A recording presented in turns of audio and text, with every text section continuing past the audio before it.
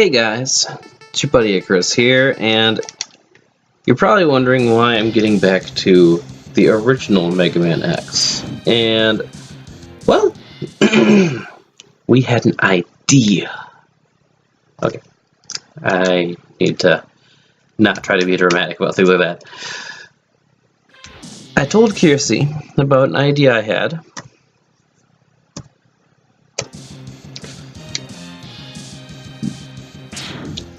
For something that some people might enjoy, where we'd be calling it Video Game Boot Camp, where you pick a game that is iconic to a franchise, like for platformers, Mega Man X, like this one, and we set up a series of save states throughout the game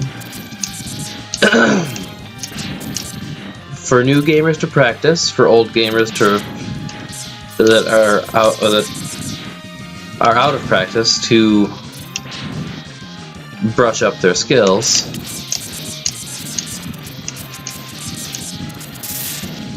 And she liked the idea. A few other people I ran it by seemed to like it too. But since Mega Man X was the first one to come to mind, we're going to get that one set up first. What I'm doing right now is picking the key points where the game teaches you important lessons about how to play, and where the game does a good job testing them. Now, obviously, this entire intro stage is going to be one of those points, because look at everything it teaches you. In the first area there, it had that short little wheel enemy that taught you could jump over some enemies. It had the big guy you can't jump over that, well, you're gonna have to shoot. It had the B mini boss where it showed some enemies are going to be tougher than others. It has these tall walker guys. You shoot through their legs, you're going to miss, so you got to jump and hit the head. So it tells you the game has certain enemies have certain weak points. And in that spot with the B, when he died, his body collapsed the bridge, so it forced you to learn how to wall jump. All in the first, 20 seconds, 2 minutes of the game. This section has fall-away platforms, teaching you those are your thing that exist. Long jumps that you're going to have to worry about whether or not you're actually going to make them. And at the end of this roadway... Okay, it's got some cars too. It's got enemies that respond to your position instead of just rolling on across the screen.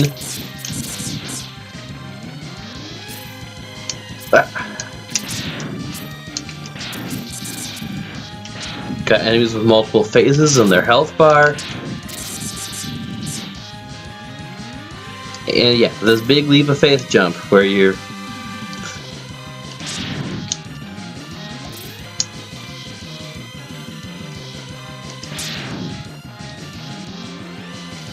And then at the end of this point, what do we have? Oh, we've got Vile. After, you know, a mini boss fight with all these car guys.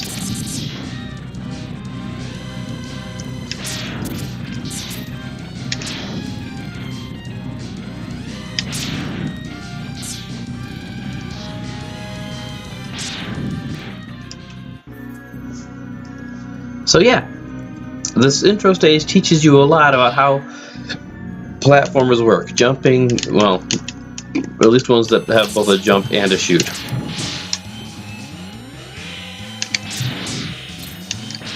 It even has the misdirect with Vile here, where you fought the B-boss earlier.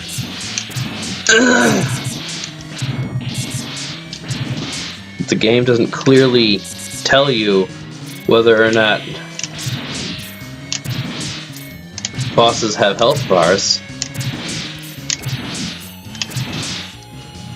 For point of reference, you cannot beat Vile in this fight. You can get yourself killed if you keep running into him at this point when he's trying to do the shocky thing to freeze you. But you gotta go on to the scripted part where you talkies, yeah, blah blah blah. I just wanted to make sure, well, for the whole boot camp idea, I want to make sure that there's some flow to the boot camp, that each of the areas I pick are gonna come together to make it so that you guys aren't sitting through an hour-long video of some newbie screwing up at a game. Cause I know nobody wants to see that, right? Well, the next part that I think would be a learning part in this game comes up right through here a bit, so I'm gonna pause recording and pick back up when I get there. We're back. Hey guys, I told you I'd be back. The next part that I think is a good learning part is this segment here.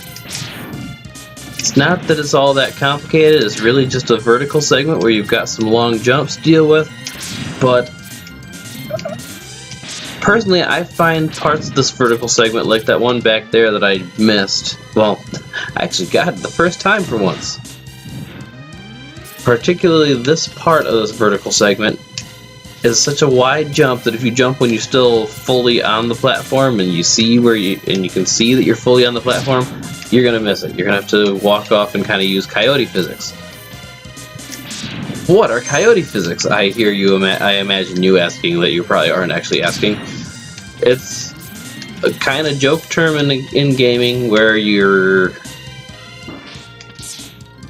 that was given to us by fans of Looney Tunes and Wile E. Coyote and Roadrunner.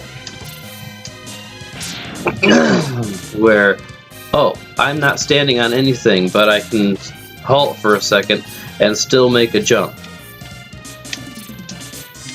Mega Man X doesn't use coyote physics too heavily, because I mean, you still have to have a foot on the platform to be standing on it and make a jump. But that becomes important later on. And the reason I made the save state here before you have even the dash boost as an upgrade is because you have to do that segment to get the dash boost in the first place. Capsule's right here. So I'll pop back in when I got the next segment for you guys, because I am really testing just the play length of the individual pieces of what's going to eventually be the Mega Man X Boot Camp. They're all going to be short segments, hopefully totaling about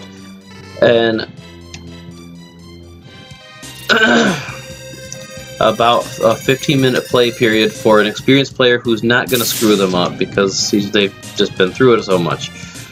The next segment would even be in the same level though, so since it's not too far away, let's see how much time it takes to just include it with the vertical segment we just did.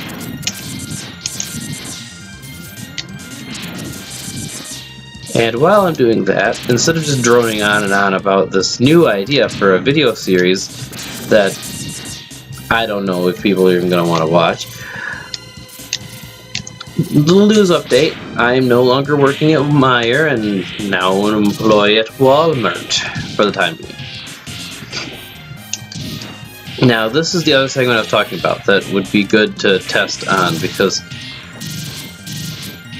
it introduces you to the robot ride feature, a common thing in the Mega Man X franchise, and a decent number of other platforms make use of similar mechanics. But heck, this whole level's short enough I could probably include all of it in the boot camp and still keep videos down to a decent friendly short length. Because one other thing that someone recommended I put in the boot camp challenges are all the boss fights, and I'm not sure if that's necessary. Because I think attempting to survive the fight with Vile, even though you logically aren't going to die during that fight, gives you enough of a feel for how boss fights work in this game.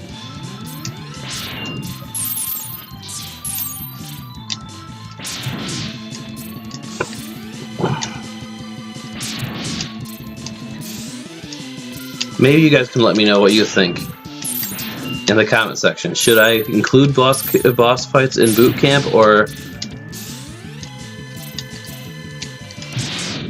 Oh! I got Frosty! Ow. I am screwing up a lot because I'm just goofing off with the guy. Maybe I should take him seriously. Whoa, that was a little close. Mr. Penguin Dude. I only need to get you with one lemon, sir. There. Penguin down. I'm not going to make special save states for the robot ride part and the penguin fight. So we're going to actually pause for a second and switch to another save state slot. The next part I intend to bookmark is the Storm Eagle stage, and yes, with dash boots, because we're going to set some okay flying points. Well, not flying, but sky level points for boot camp purposes. I'll get back to you when I have one. Welcome back. Did you miss me? Okay, well. So right here we have a moving platform spot. There is no ground beneath these platforms. So I figured right here would probably work great for another part of the boot camp. Ow! People, keep your cannons under control. Okay. As you can see from my health bar, I have been screwing up a lot. And the rewarding bit at the end of this segment is that we get to get another armor piece. Yay! Other armor piece. Oh.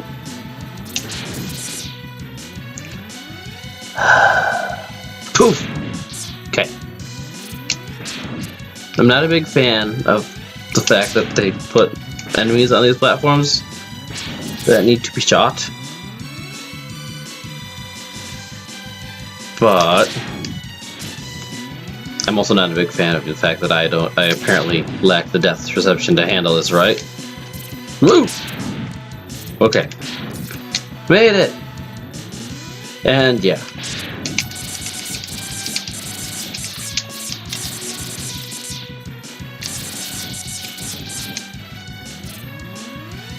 Kaboom! There's an item in here. Just reward myself with a free guy. Because what better reward for doing a good job than the opportunity to screw up later?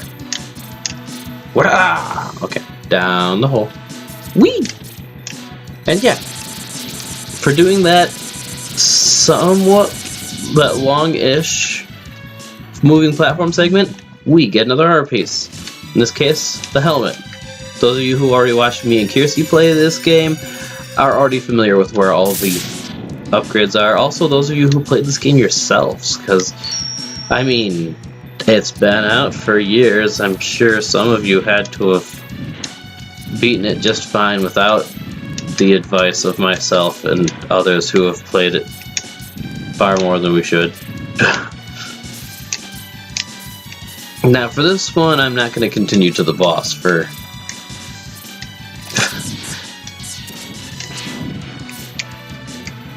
Because, I mean, the boss isn't far away, but...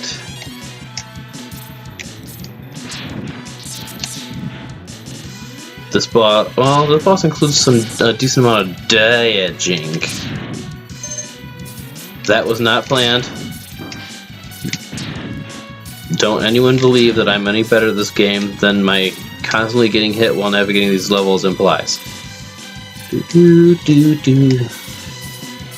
But yeah, right now this is a test run for future boot camp, because I don't want to get more than what I can personally complete in 15 minutes, which I might have already passed. We really wish there were just some kind of easy way to keep a tracker up rather than having to set a timer for videos to be able to tell if I'm going over a certain limit. Come on, come down here. I don't know how well I'm going to do against you with just my buster. At one point in time, I had exercised the skill needed to defeat every boss in this game with just the buster. But that is not a fun process. especially with Sigma at the end.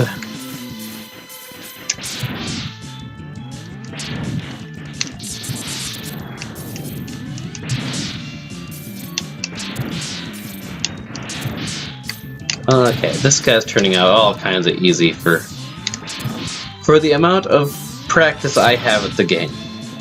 I'm not going to say that anything in this game is particularly easy or hard. I'm also not going to say that I'm a great gamer, because that would be lying. I look great at these Mega Man games because everything follows a pattern. I can learn and recognize the patterns, so I'm good at memorizing things, at responding to what I know is going to happen, not what is currently happening. And that's why you see me die so much on 20XX, Spelunky, Broforce, Broforce. Pretty much any game where there's an element of surprise or procedural generation.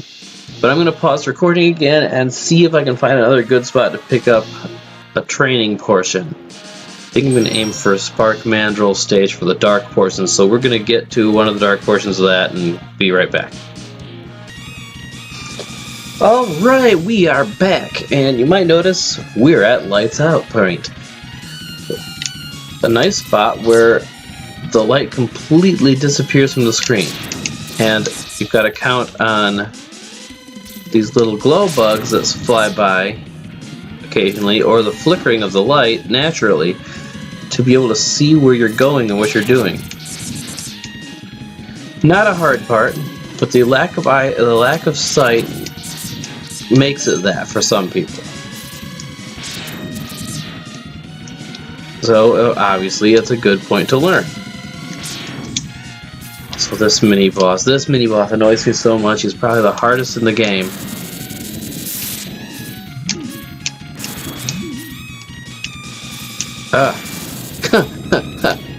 Yeah, Icarus, great job. Perfect idea to try using a skill you don't get till Mega Man X2 to help evade this boss. For those who are wondering, I keep trying to dash once I'm in the air, because in Mega Man X2 you get an air dash.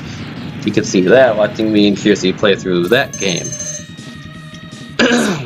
In X3, your air dash gets even better, but I don't want to give too much spoiler because Kiersey and I are going to get into that eventually too. The peak of your aerial mobility is at Mega Man X5 though. I just don't know if I'll be able to record that one because I have not gotten a PS1 emulator to run smoothly on my computer. And, well, we should check Steam to see if the X series games are available as some kind of bundle on Steam. Otherwise, we're a slave to my emulators and ROMs for the games of the past. We are planning on getting Final Fantasy IV, which is the reason why we haven't started it yet. As far as the reason we haven't started Final Fantasy 1 yet, that one I don't have an answer for you. Turtle! Turtle! Not turtle enough for the Turtle Club. Oh, this would actually be a great part for the boot camp, because that jump that you saw me screw up about 5 times makes for pretty good practice for more complicated jumps. I don't know if there is a official or even a fan term for that kind of jump. I call it a circle jump because you're circling around whatever's above your head to get on top of what's directly above your head. Might more aptly be called a triangle jump because you're aiming for 3 points. Like a triangle! Ow! Bug. I shot where you were supposed to be, you just weren't there yet. Sometimes I think I have more fun screwing up at these games than winning. Alright, now that I've got his weapon, I'm not going to demonstrate the ability to kill the bosses with just the Buster, because that would take forever.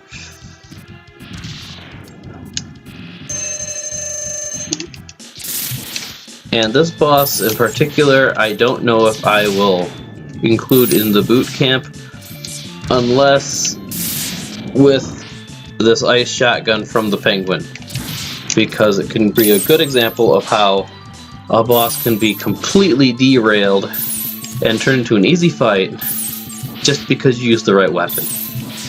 Ow! Or you can get punched in the face and die. I got a lot of lives, so because despite my screwing up, I haven't died yet until this point. So let's get our mandrill back. A mandrill, by the way, is some kind of baboon or gorilla. You can see it more in his face than anything else about any other details about him. Why didn't he not freeze? Like, there we go. See? In previous playthroughs, he freezes every time. There's something odd going on here, where he'll start flashing instead of freeze. But there we go. Got him frozen, got him dead. I'll be back with you when I've got the next leg of the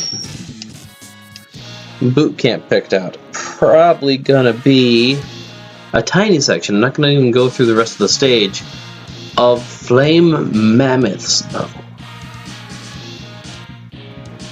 We're back. And we are back. Now, some of you might be wondering, what's so significant about this part?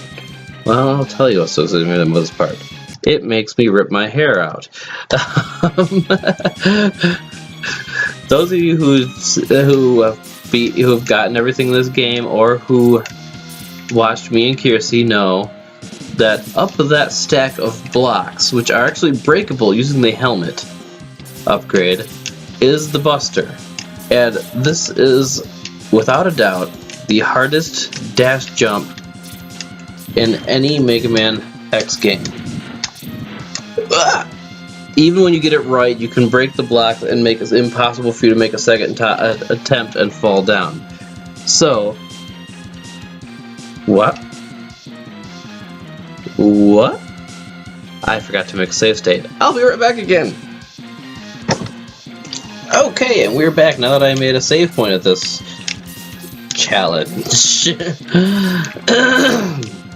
Now, as you can see from my example here, even the pro doesn't even the people who would call themselves pros don't have this particular challenge down packed.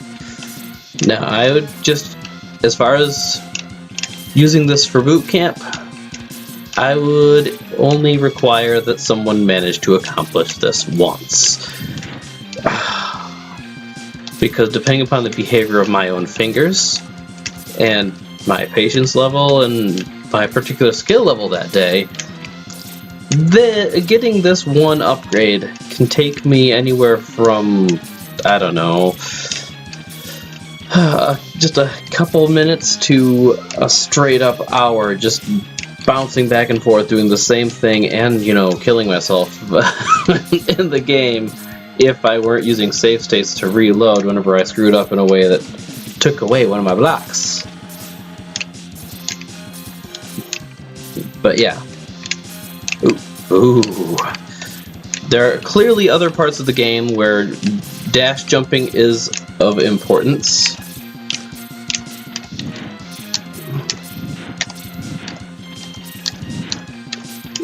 Oh, almost had it. But this is the part that really tests your mettle, as I would put it.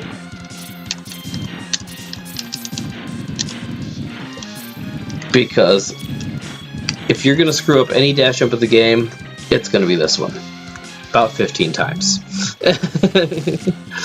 But this one rewards you with a shiny Buster upgrade that will help you blow up all the bad guys in your path, because it's important to have your shiny Buster upgrades, right? Anybody who says I'm wrong, say so in the comments, but just know in advance that I don't like you. Da-da-da! While I'm here, get this heart container.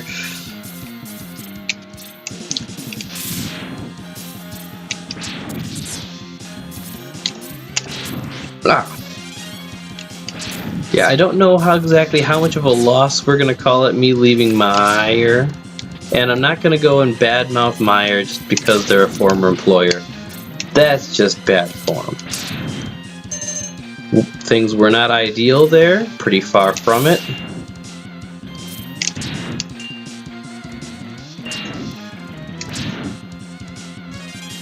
And a lot of times they didn't even follow their own policies in ways that made life harder.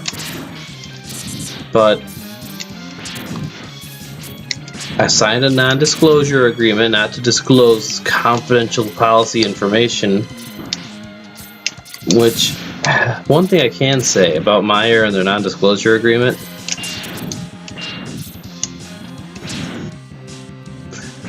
is that it's kind of weird, because a lot of things that they marked as confidential are either just common sense things that you'd expect any business to follow, or they were literally the requirements of your job at Meyer, which should be publicly available information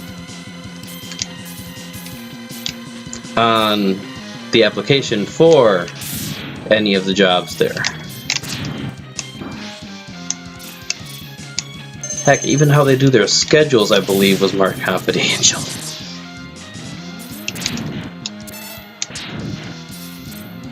But enough about Meyer. This is about games. This is about setting up the perfect training course for people to learn how to play a platformer, which I hope Mega Man X, that I was right in picking Mega Man X as the ideal game for that.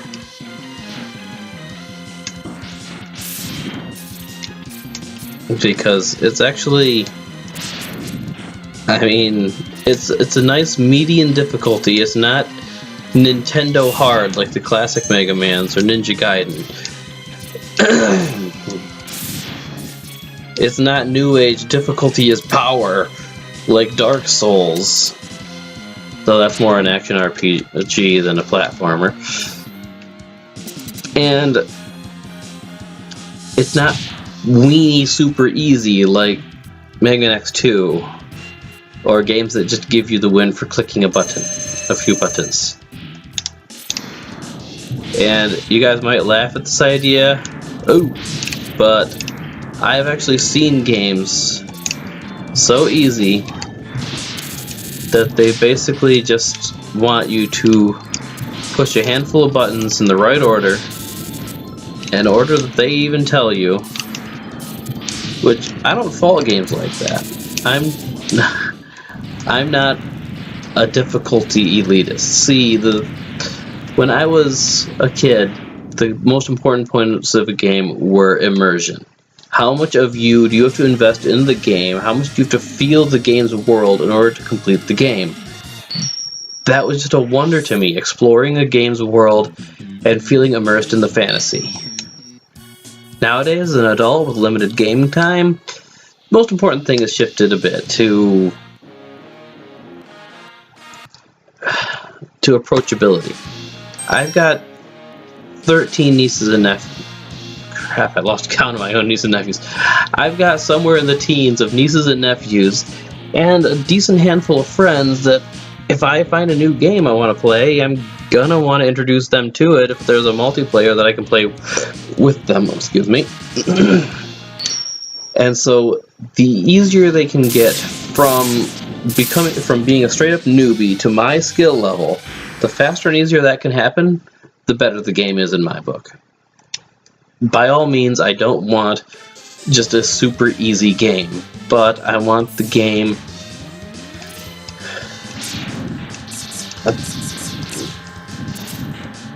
to not have an nearly impossible learning curve. Now, some of you might be wondering, again, all the wondering that happens, some of you might be wondering why I went to this level next. There's nothing all that special in this level. Well, there's those carts. And oftentimes in platformers, you'll have segments where you don't have full control over your character's movement. Those carts are about the best example of that in any game I've played, where it doesn't completely break your ability to do things. So you can still perform actions while they're on the cart. You can still jump, dodge, shoot. And you pick up the momentum of the cart. So you're not going to lose the cart by doing that.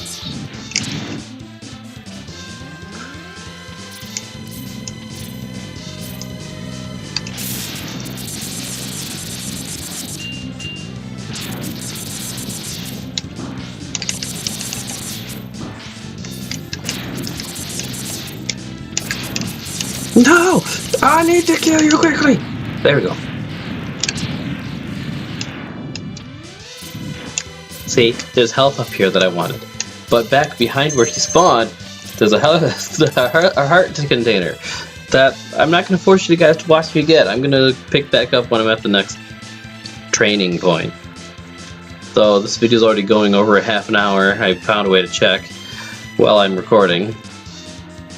So we're probably gonna cut some of these points out of the final boot camp, lest you guys have to suffer a it's a sub tank, not a heart container. Lest you guys have to suffer a hour-long video per time I boot camp somebody, which wouldn't necessarily be a bad thing. I've done hour-plus long videos before and nobody minded, right? Right. Okay. I know better than to assume I can get away with really, really long videos. This particular one is probably going to be one because I'm experimenting with different points that would be okay for putting into practice. Oh wait, this is a good spot. It's not the best spot, but this was a good spot for the thing. Okay. Guys, back off. I got a thing. So here you see it's bouncing all over the place, but I'm not sure if it's because this part it's too easy. Okay, so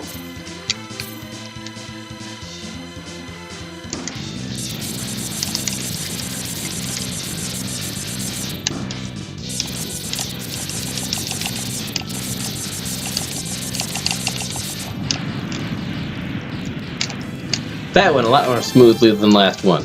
Perhaps because that one didn't have a whole bunch of trash mobs. Well, that one's a trash mob too. This one's better. This one is much better. And right near the end of the level, so it also includes the potential for trying the boss fight out.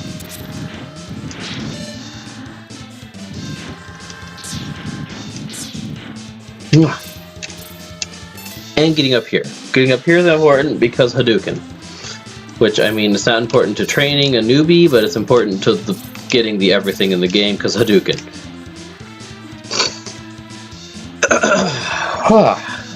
Now, this boss doesn't like to be shocked. Shocking, isn't it? Ha ha ha. Okay, so I've actually got a decent amount of training parts in the game. I get to show people how to handle vertical segments, how to handle difficult dash jumps,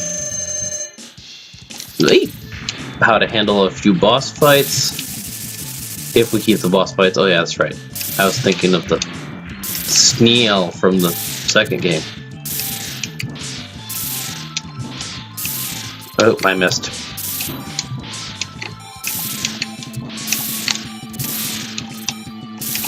Yeah.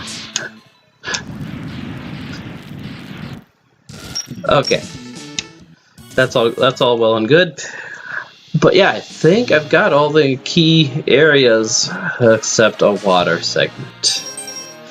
Water segments aren't that bad in Mega Man games because they actually improve your mobility, as opposed to in most platformers, they cause your mobility to go down the tubes.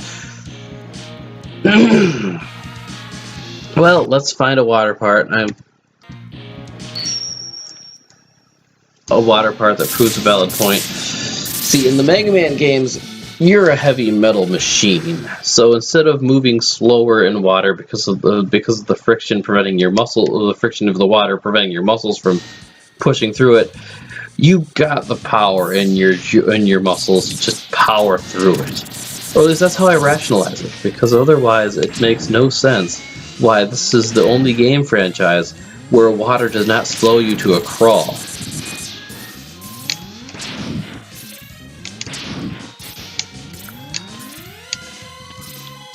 Although that excuse doesn't quite hold water, because notice how it still will hoist your heavy metal body up to improve the height of your jumps. Ooh-wee. I don't think I need a training course for water levels.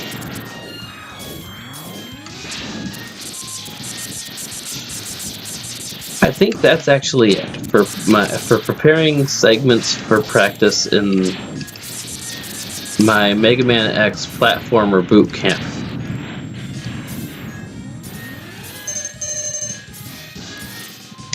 If any of you know segments, can think of segments I put on here that are too simple, don't really teach anything, that I should probably take off, or have recommendations for ones I should add in, feel free to let me know in the comment section.